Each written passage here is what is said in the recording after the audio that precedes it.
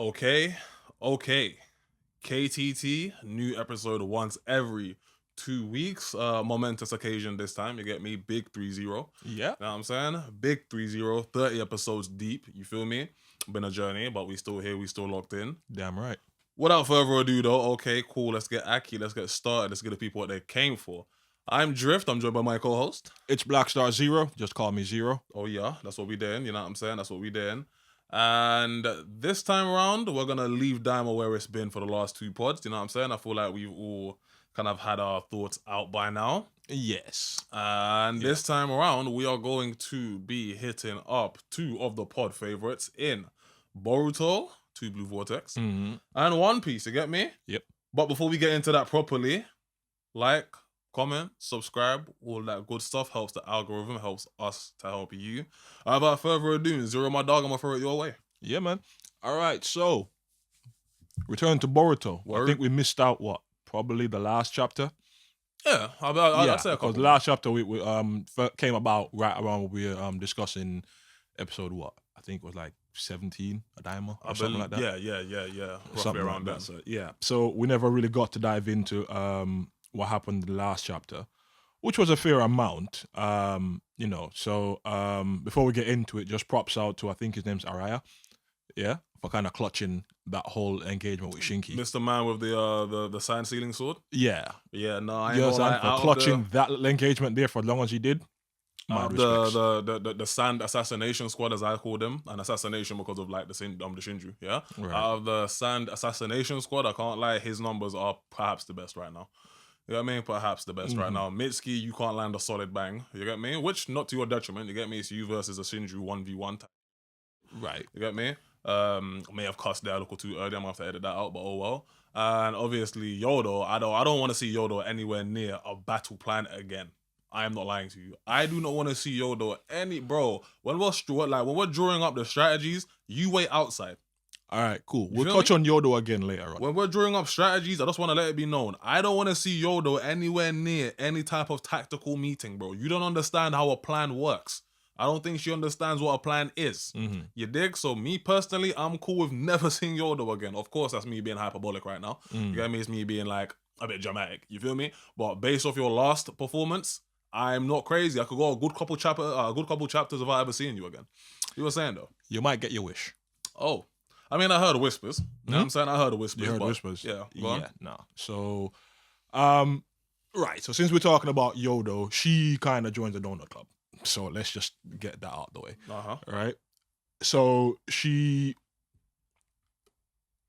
what's his name? Ryu tries to interrogate them to get some information, right? So he's captured Araya, he's captured Mitsuki. What? Kind of going to be jumping back and forth here, but since we started with Yodo, let's just kind of get her out the way, right? So she then decides to speak up and say, okay, let the other three go. Why the fuck are you talking? Let the other three go, right? And I'll use my detection skills to hunt down intel for you for Boruto. Who said this? Yodo. Why is Yodo talking, please? Well, she's not one of the ones captured, isn't it? I never want to hear anything from Yodo again. But yeah, go on. Sorry, my bad. Right. So like the Shinju knew what we were doing. The jig was up because of you. Something that was born a week ago outsmarted you. And that too, like okay. Something that was born a week ago. You kind of forced me to kind of jump over the place with this because that's kind of a point I want to raise as well in relation to Ryu. My bad. Right? You know what I'm saying? Carriage before the horse. My bad. Go on. But so she actually tries to, manipulate him or bargain. And he's like, yeah, nah, I've had enough of that. And he just like impales her and gets her out the way. Right? And while she's on the floor, she kind of serves to motivate Sarada into unlocking the MS. Right? She was thinking of Sumire when she did it though, which is odd. But yeah, go on. Not just Sumire. Okay. Yeah. So when the actual dialogue came about for her to, she's saying that the power that you have, it's okay to just use it for that one person. Okay. Right? And it wasn't Sumire. It was the picture of Boruto's back. You know what I'm saying? Okay. So it's not, it wasn't thinking. So she was talking, she was saying, Sarada basically has the power that she has and she's not using it. Right? And it's okay in times like these to use that power, and it's okay to use that power just to help that one person that you kind of care about. Well, they don't really put it in terms of love or anything like that, but it's the one person you always want to have their backs. I mean, yeah. You understand? Yeah, so for her, she acknowledges that Shinki, and for Sarada, that's Boruto. Right. And the image when Sarada's about to awaken it is Boruto. So it's not Sumire, right? Okay. Sumire's part is with Sumire saying it's the dialogue where Sumire is saying that you haven't really been considering how Boruto feels about this. You understand? So that's where Sumire is. So when they said that, if the leaks mentioned that she was thinking about Sumire, it's just what Sumire was saying about Boruto. Okay, so again, it's Boruto she's thinking about. I appreciate you Sumire. fleshing that out. You know what I'm saying? I appreciate you fleshing that out because I was operating off what we'd seen in the leaks. And again, this goes to show any listener that leaks are by no means the end all be all. You know what I'm saying? The official release is actually still the shout. But yeah, go on. Yeah. So we finally got the Mangekyou Sharingan proper awakening now. Word. Right. I've heard whispers, but yeah. Yeah. So it's no at least to me, it doesn't seem like an accidental awakening this time. No. Yeah, no. this seems rather purposeful. It seems very controlled. What Yodo said was the power you have the power that's within you that you're letting rot. So basically, it's like you have this thing and you're just not using it. Why? How she knows that, I'll never know. But she seemingly knows, like, yeah, you're stronger than you're letting on. There's more to you. You have abilities or something. She's like, she knew what was up with Sarada.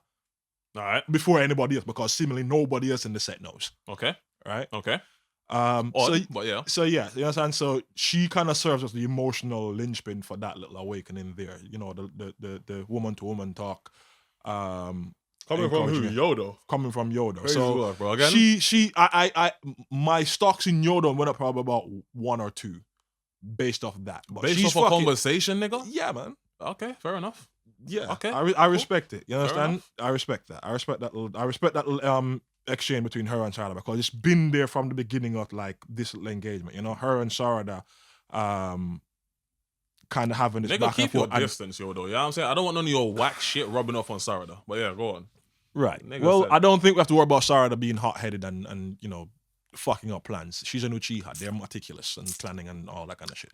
I mean, I hope Anyways, the MS ability is Kamui-like. So that is what I've been told. Right? But it's not like Kakashi or Obito's Kamui-esque. Yeah, it's more like a gravitational well. Right, exactly. It's just this black thing. It's like a black flaming ball thing. Okay, cool. You understand? Cool. Yeah. So we can just call it like a black hole. So it's less like a portal to another dimension, Yeah, more like a black hole. So again, for the listeners one more time, it's less so like Kakashi's or Obito's in that like it warps something to or from you. You know what I'm saying? And more it so just seems to pull in. It acts like more like a literal gravitational hole at the point at which he activates it. You know what I'm saying? Cool. Okay. All right. Cool. Right. So yeah, definitely going to be some videos on that in the future, dissecting what that ability means and stuff like that. Because the abilities manifest in response to something that you want at the time. No, if I remember correctly, or something along those lines. Something along those lines. Keep in mind, I'm not the strongest Uchiha fucking researcher. You get me? But I do believe it was something along those lines. Yeah. Yeah, and in response to put my teeth back in. Yeah. In response to like a very strong desire, what the person wants most at the time, right? So the ability to pull in thing might be her ability to kind of like keep harm from Boruto. Who knows? Or like keep her keep her loved ones dear to her, because obviously growing up she didn't have Sasuke. You get me? And that is a so it's just loss after loss, isn't it? Like, so you get your dad back, but you lose your greatest not your greatest, your idol. Yeah. Idol? Is that the word I'm looking for? Idol? For Naruto? Yeah. I would very much call him her idol, yes. Yeah. He's the Hokage and she wants to be the Hokage. Right. Why do you think she wants to be the Hokage? So you lose your idol, you lose your dad in the same day, and you lose your future hobby. So it's just loss. Okay. In quick succession. You understand? Like, those blue eyes took a lot from a lot of people, not just Boruto. I do like the lane of thinking that maybe her gravitational usage powers, you know what I'm saying? Gravitational powers from the Mangekyou Sharingan. I do like the idea that it's pull based or gravitational based because of obviously her growing up, she never had Sasuke. You know what I'm saying? And for the longest while, a part of her character was, hey, are my parents really my parents? Or And they if they just are, hold on to things and keep them close. you know what I'm saying? Are my parents really my parents? And if my father is my father, where is he? Type shit. You know what I'm saying? Well, Like, in true Uchiha fashion, that may be the case, and it might be coming out of a deep love. But we all know what happens in black holes, and that shit gets destructive. So, but here, Let's I keep an eye on that. I will subscribe to the idea that her usage of the Mangekyou should be different from other people who use it because you represent the cycle being broken. You get me? Don't forget, Sarada represents the fucking Uchiha cycle being broken. Yeah, so because like your means of the activating whole thing with Sharingan, Naruto and Sasuke and Ashura and Indra bringing that whole you know cycle. what I'm saying? And, So with you being the newest Uchiha, your Mangekyou Sharingan activation is supposed to be rooted not necessarily in hatred. You get me? And I suppose it already is, like, to a degree. You feel me? Like, for example, when I say that, I mean her initial Mangekyou Sharingan activation was already one rooted in love and not necessarily hate. You know what I'm saying? Like, it was a love of Boruto, like, that made her beg Sasuke to fucking stay with him and help him. You know what I'm saying? And in that moment, that's when she activated hers. Right. So already symbolically, you already are supposed to represent a Mangekyou Sharingan. I didn't mean she's gonna go out of control. I just meant the power itself probably gonna be wildly destructive. You know what I'm saying? Because I'm saying, like, just black hole, it's not just like, you know, it attracts things to you. You understand? If it is in a sense a black hole, we know what a black hole does. It brings things in, you know, things spaghettifies, they get toward the center. It's an incredibly destructive power. That's more what I was speaking to rather than, you know, the symbolics of it. Okay. Yeah. So yeah, I mean, so I said we're kind of bouncing back and forth because of certain things that were said earlier. But yeah, so Mitsuki's having a very piss poor showing. Like since the thing started back, he's had a very shit show. Oh, by the thing you mean Two Blue Vortex? Yeah. Okay. Since Two Blue Vortex started back, he's had a very shit showing, right? So aside from him like Son and Kawaki that one time, but who hasn't? He hasn't really done anything. He pulled up on Boruto, and Boruto easily handled you without using any kind of augments. No new jutsus, no nothing. Just dodged, bobbed, weaved, and then put a blue sword to your throat. Really and truly, Boruto beat him through the art of discussion. Really talk think no about jutsu this I was gonna be like, bro, you your daddy's son for real. Like that's insane to me because when you're saying that, it is something that I have been thinking about, like Mitsuki, you get me? And I'm like, even in TBV, your engagement with Boruto, it wasn't even like super handstone. That nigga talked you down and left. You get me? So for that to be one engagement and then this to be your follow-up engagement, I understand where you're coming from. The Mitsuki stocks aren't crazy high. No. But here, this is where I am gonna come through and shoot my nigga fucking Mitsuki some bail. Right. You feel me? Nigga, I'm making the best of a bad situation that was birthed by two separate niggas. One of them being a fucking Jonin from Konoha. Right? In that being Konohamaru. Right. Yeah? The other one is a nigga we don't even claim. We don't even claim her. This is her fault. Okay. Yodo. But you already know how I feel about that shit. Fine. Be that as it may. 100. The point I'm trying to make is, one, you're too quick to pull for the Sage mode, right? Without any results as well, boy. Thank you. That's the point. And that's the fucking point, right? You've not been able to produce any results when you've done that. As soon as an engagement starts, you go straight into Sage mode, but you never actually want an engagement with it. Here's my thing, yeah? And I need to kind of pick your brain on this because you're a nigga that's watched pre-Boruto, you know what I'm saying? Right. Full disclaimer, early portions of Boruto bored the fuck out of me, so I haven't really watched it. I generally start watching from like Kawaki onwards. You know what I'm saying? Fair enough, cool. As a nigga that's watched like the first half of Boruto, yeah? More or less, cool. Yeah. When Mitsuki gets to using stage mode in that half of the show, is he a stepper? Yes? No? Not really from what I remember, right? From what you remember. Because he's so young, Orochimaru told him not to use it. Okay. So like how often do you see him use it? Huh? How often do you see him use it? When he gets pissed, pretty much like now, he busts into it. So examples. When they were graduating from the academy, right? He fought Shino with it. And he used it and he beat Shino. Okay. Now so Shino, that's a dub. You'll see man them discuss it and basically point out Shino weren't trying to kill him, he's a student, it's just a test. Yeah. So how much you want to weigh up Sage mode, Mitsuki beating Shino? Yeah. You know how much you want to put stock into that? It was just a test. And I mean the fact that you were pushed to even have to engage in Sage mode for what would clearly not be a life or death situation is kind of crazy. But so cool. We'll call that one a soft W then, yeah? Right, so cool. soft W. And in the first portion, is there any other engagement Yes, in which you see him? Yeah, so another time now. This is when the tuning exams get attacked by Momoshiki and what's his name? Kinshiki and Urashiki. Urashiki, not Kinshiki. Nah, man, there's 3 of them, don't forget. I know there's 3 of them, but the niggas that attacked the fucking... Like the niggas that attacked at the tuning exams, it was Urashiki and Momoshiki. So Kinshiki weren't there. Kinshiki pulled up afterwards. Alright, cool. So maybe I missed it. Kinshiki missed the man with the fucking... Yeah, he pulls up afterwards. He pulls up Yeah, he afterwards, pulls up yeah? afterwards. So, alright, cool. Because obviously, you know, Urashiki is not in the movie. So it was Urashiki and Momoshiki that pulled up. In the movie? Boruto Next Generations, the actual movie. So don't forget the tuning. No, I remember that. But I'm like, I distinctly remember... not in that. I distinctly remember seeing both of them in that fucking movie. No. Urashiki and Momoshiki are in that. That's what I'm saying. So I'm the one saying Urashiki and Momoshiki are in that. Kinshiki isn't. No. Kinshiki and Momoshiki. If I misspoke, my bad.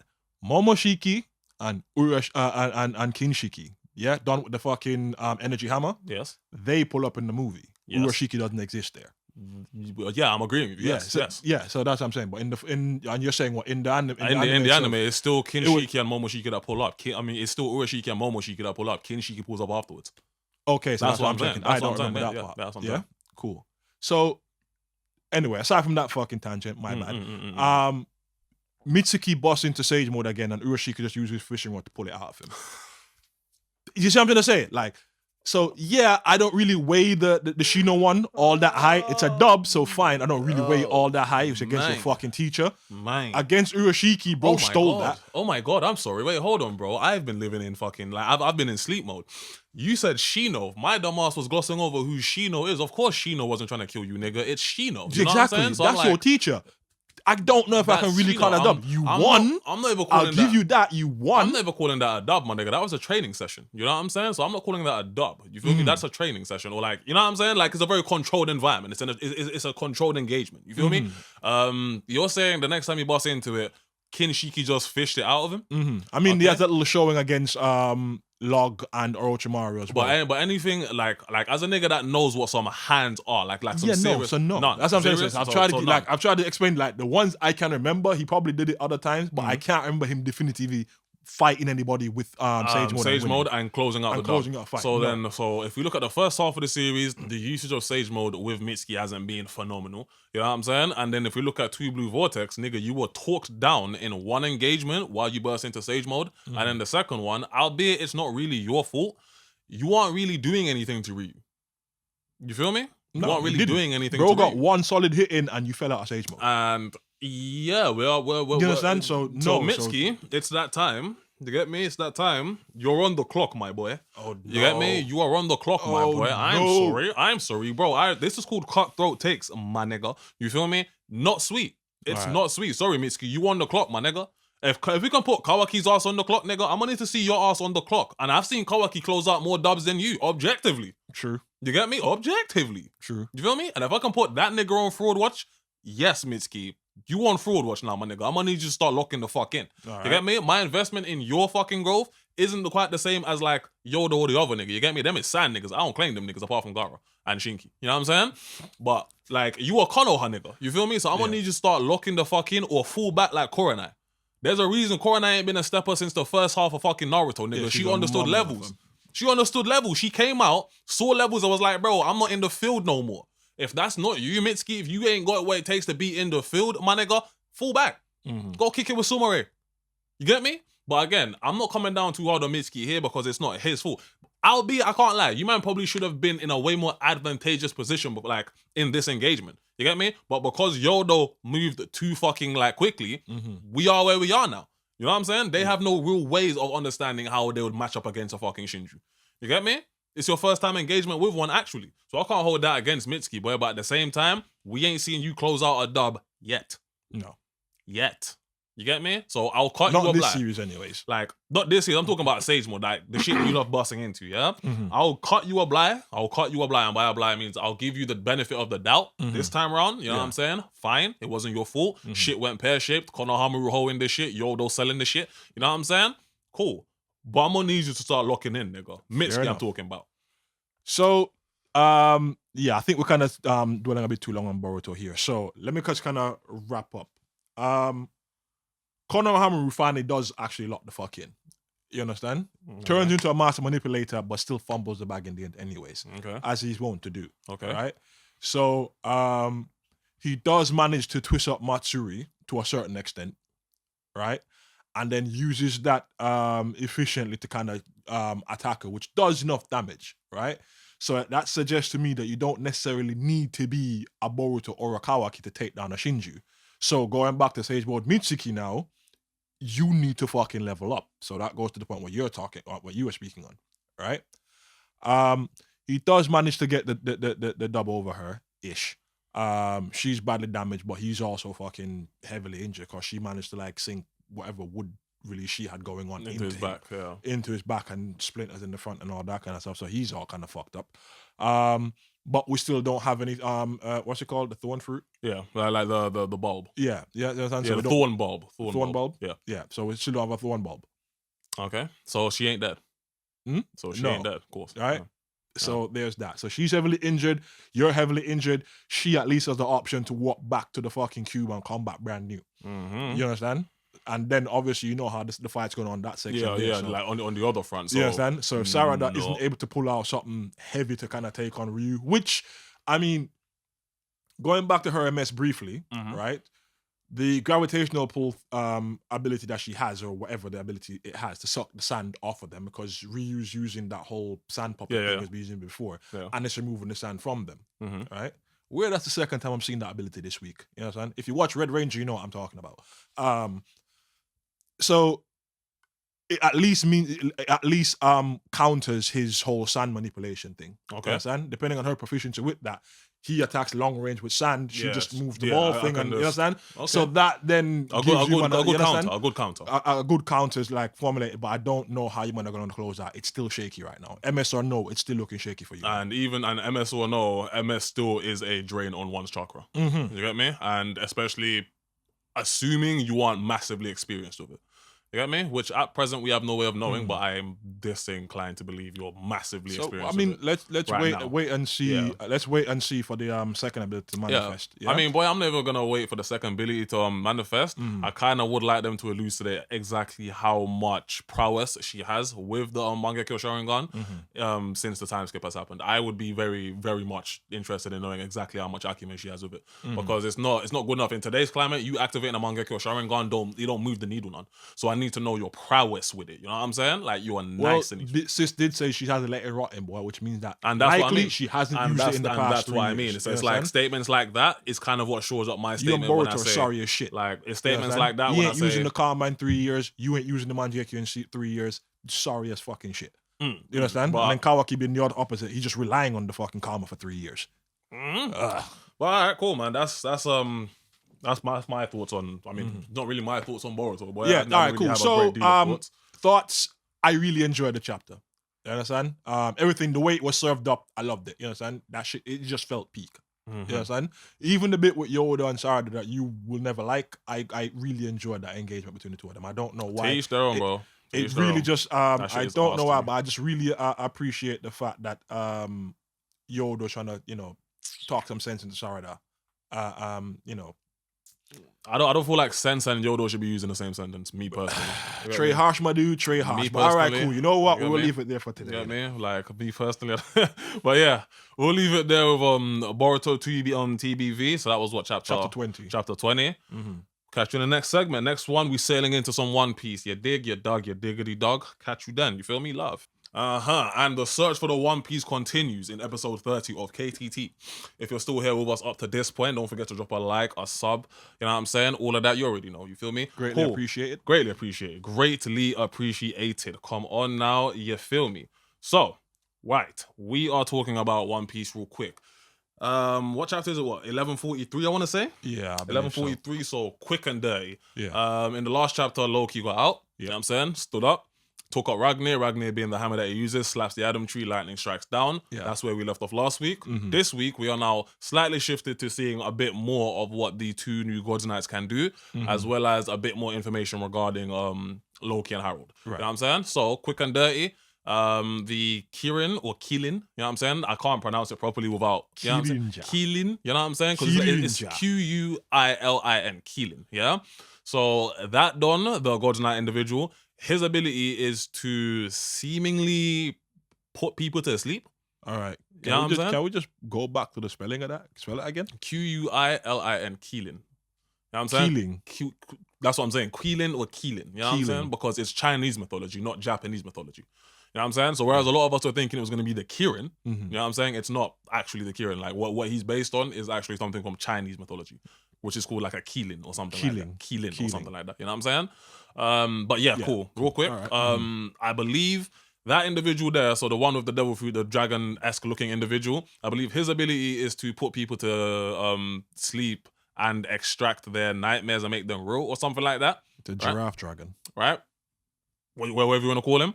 And of course, Buddy, the one from the other celestial dragons, the elder gods family. Can't remember his name. I think it's Peter. I think it is Peter's family he comes from. The one with the cross hair and the beard.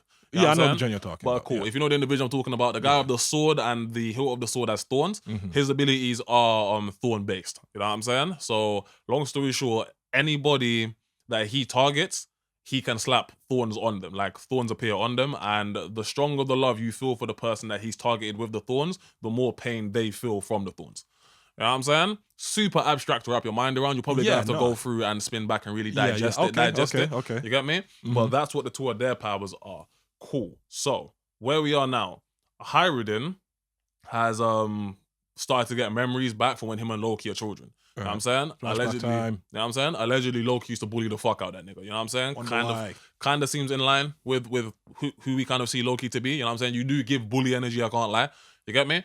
But then, in a more interesting turn of events, Loki himself, upon reawakening, because he must have went unconscious or some shit at some point, yeah? Upon reawakening, he was like, do you really think I would kill Harold? I mean, you really think I'd kill Father? You know what I'm saying? I knew like everybody else, you wouldn't believe me either. You get me? So that's what he says to Hyrule. Okay. You feel me? So what that means is we owe a couple men in the fandom their flowers. You get me? We're talking Grand Line Review. We're talking Mr. Morge. You feel me? All them man their flowers because they were the earliest adopters. The earliest adopters of the idea that not everything is what it seems with Loki. Right. You get me? Despite his otherwise villainous appearance and villainous introduction and the villainous backstories that we've been hearing about him, his childhood, like the headache he used to cause in Elbath, that one piece of dialogue does kind of mean, okay, cool, they were looking at it through a lens that we weren't. You get me? Or at least I wasn't. You feel me? And that's not to say either of us on the podcast were dying on the hill that Loki has to be the main villain of the arc. At no point did we ever say that. No, I just didn't trust him. Like, at no point did we ever say that. I just didn't trust him. I just couldn't really say he was going to be an anti-hero either. You know what I'm saying? I wasn't going to say he was going to be the main villain. I just didn't really see him being as friendly towards the Straw Hat and Co. as other people kind of like thought. You feel me? But with that one line of dialogue, at least it does confirm that there's more intrigue. You get me? Right. So the reasoning behind that why nigga Harold was on some real fuck shit. The reasoning that nigga Harold was killed isn't so cut and dry. You get me? And you know me, I love a bit of complexity in my goddamn One Piece. You feel me? So, with that, what are the odds of you? Well, not even the odds, yeah. What theory can you think of, or like off the top of your head? Doesn't have to be anything deep. You get me? As to why Harold died. You know what I'm saying? Or like the reasoning behind. Okay, spitball. What's up? Right. So, you know, like if you're listening for any time now, you hear me and Drift talk about stocks. Right. So it's just like, all right, cool. 1 to 100. How much? You know, how much weight? How much? You know, you'd put in. You understand? So how much stock would you put in? 5 stocks, 10 stocks, whatever. You understand? Yeah. Theory 1. He was involved on the slave trade that was going on with, what's her name? He being Harold, yes? Yes, Harold. And Mother Carmel. Mother Caramel. So he was involved in that wholesale there, so he knew what was going on, his profiting. Stay somehow. Exactly where you are as well. Right. Like, stay exactly where you are, keep where you are. And there was a panel, if not from this chapter, but then from the last one, wherein when Shamrock pulled up, one of the other God's Nice niggas were like, are you going to go pay a visit to Harold's grave and pay your respects? Next theory. Cool. Go on. All right. Next theory, Emu'd already sunned him. You reckon? Or the God Knights already sunned him. You reckon? Them niggas teleported into the throne room. Anyway, bro, they could have teleported on Elbath anywhere, on some random ass branch on a giant fucking tree and sneak in. Them niggas went to the throne room. That does immediately make me think there is some type of direct connection between Harold and the fucking. So they already sunned him. Yeah. Likely, it's like, look, you get to do your own thing and say you're independent and all that, but we all know you work for me. Is that what you really think is going on? Is that what you think is going on? For theories. Okay, yeah. You understand? Yeah, I'm giving theories. You understand? Like, so these are just like things that posted, like why, like what's going on there. So Harold might have been unwitting in that. You understand? No, well, not unwitting. Unwilling, should I say? You understand? So it's like the situation is either the island or the people get destroyed, or you carry on with the charade that you're an independent nation and the giants are the strongest, whatever. You understand? But then something else. I mean, and I'll turn it over to you after this one. The other thing is it could just be that Harold was secretly just an asshole. You understand? Because we've seen no information. We got no information about crimes. What he was selling Adamwood illegally. We don't know any. You understand? There's no allegations against him. No, of anything like nothing illegal there. You know, good king, respected all around. So whatever dealings he had that warranted Loki killing him. Had to be sufficient enough for Loki to kill him. And it had to be so cloak and dagger that nobody else knew about it. Probably, what's my guy's name with the sword through his head? Jarl. One of them niggas. Jarl, yeah? So Jarl probably either knew what was going on or witnessed the event. You understand? Yeah. The fact is, Jarl is still there, and Loki ain't said shit against him. So it's not like Jarl was trying to fuck over Harold and you know, Harold and you know, it was an accident or whatever. You understand? No, it was definitely Harold on some fuck shit. Okay. To me. You understand? So it's one of so those right now, those are the two strongest theories you're operating on. He was involved in the slave trade. He'd already bent knee to the world government, or he was on some real covert fuck shit that we just don't know about yet. Okay. And out of the three that you've just put before me, you know what I'm saying? Like out of those three theories that you've concocted for yourself, which of them do you have like the strongest gut feeling it might be? Slave trade, already bent knee. At present, I feel like he'd already bent knee or he was already working with the royal government. Yeah. Okay. All right. So that's the one I put the most. I do personally subscribe to the idea that he was likely working with the celestial dragons to in some capacity to kind of like reform Elbaf more in line with like being more fucking placid or like more moldable to the world fucking government. You know what I'm saying? I.e. the removal of your fucking horns is a sign to say, hey, I am nothing like the ancient dragons that man said ancient dragons, fucking hell. I'm nothing like that the ancient giants that were obviously against the fucking world government. You get me? That fought against Emu. You get me? So by removing my horns, it might be a sign to say, hey, cool, I'm rocking with you guys. You get me? So that does feed back into the idea that you had where it's like he might have already bent knee. You get me? I say all of that to say I do still firmly believe that he might have just been somebody that was working in line with the world government. I don't think it's necessarily with Mother Carmel, you know what I'm saying? But I feel like he was, to a degree, perhaps working behind the scene to do some shit for Elbaf in line with the fucking world government and with Loki and the beliefs that he has, you know what I'm saying? Which are like traditional giant beliefs, you know what I'm saying? We should be strong, destruction, God. So tragic death then, basically. What do you mean tragic death? So Harold was doing what he thought best for the country. No. And so, then Loki No. What I'm saying there is I subscribe to the idea that he was working in line with the world government, doing something to reform Elbaf to make it easier to mold for the world government. Because don't forget, at present, Elbaf is one of the only nations on the fucking planet that aren't aligned with the world government because of how strong the native giants are. You get me? Cool. If you were working with the world government, you know what I'm saying, in cahoots to make Elbaf a weaker fucking nation, then you distance yourself from the warriorness and try to turn them more into like scholars and shit. You feel me? So that's why I'm like, I can see that, okay, cool. If you were working in line with the world fucking government to make Elbaf weaker so that way, obviously, like the nation bends knees to the world government easier, I can see your son, Loki, taking umbrage of that given the fact that his belief system is more traditional giant-based. Okay. You get me? That being, we're, as a race, we're strong. So basically, it's what? Tradition versus reform then? Kind of come down to tradition versus reform, but when you say reform, don't think anything positive. You know what I'm saying? If we're correct in this assumption, it's a malicious angle. You get me? Like he's working with the fucking world government, like you said, because he's bent knee. You get me? It's like, cool, you either make Elbaf less warrior-like if you want to keep Elbaf in any capacity, or we can just do what we were planning to do, just beam that whole off the fucking planet. You know what I'm saying? Like, how strong are you giants then? You feel me? So that's what I mean when I'm like, regardless of that, if that's what happened, and that's why fucking Harold like might have bent knee to the fucking world government, Loki still won't give a fuck about that, because you can tell in his adulthood the type of beliefs he has. You get me? He has traditional giant beliefs. He's a stand and fight kind of guy. Like warriors, we want to be strong. We're giants. You know what I'm saying? Destruction, sun god. You feel me? He has traditional warrior, traditional giant beliefs. You feel me? So if he caught wind that Harold was doing anything that was trying to turn Elbaf into a more peaceful nation, like distancing itself from warriorness, then I can see that being reason enough for Loki to be like, yeah, nah, you need to go, especially because you're the king.